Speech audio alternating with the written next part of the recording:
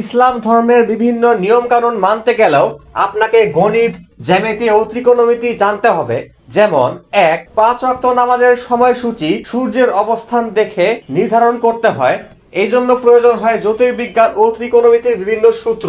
সূর্য কত degree angle থেকে উঠে অস্ত যাওয়ার সময় নির্ধারণ সবকিছুই বের করতে ত্রিকোণমিতির সূত্র ব্যবহার করতে হয়। ২. মুসলিমরা কিবলার দিকে মুখ করে নামাজ আদায় করে। পৃথিবীর বিভিন্ন দেশ থেকে কিবলার মুখ নির্ধারণ করতেও ত্রিকোণমিতি ও ভূগোল ব্যবহার করা হয়। ৩. চাঁদের অবস্থান দেখে রোজার মাস, ঈদের মাস, কুরবানির ঈদের মাস, তারপর হজের মৌসুম গণনা করা হয়। এই সব কিছুর মধ্যে রয়েছে গণিত ও জ্যোতির্বিজ্ঞান। ৫. ইসলামী কোরআনের আইন অনুসারে সম্পত্তি সবার মাঝে সমানভাবে বন্টনের জন্য জানতে হয় ভগ্নাংশ, লসাগু ও গসাগুর হিসাব। ৬. জাকাত দিতে হয় সম্পদের ২.৫%। এখানে আয়, ব্যয়, দেনা, সোনা দানা সবকিছুর পরিমাপই বের করতে গণিত জানতে হয়। ৭. মসজিদ, মাদ্রাসা নির্মাণ করতেও যে নকশা অঙ্কন করা হয়, এতে করেও জানতে হয় জ্যামিতি এবং বিভিন্ন বীজগণিতের সূত্র।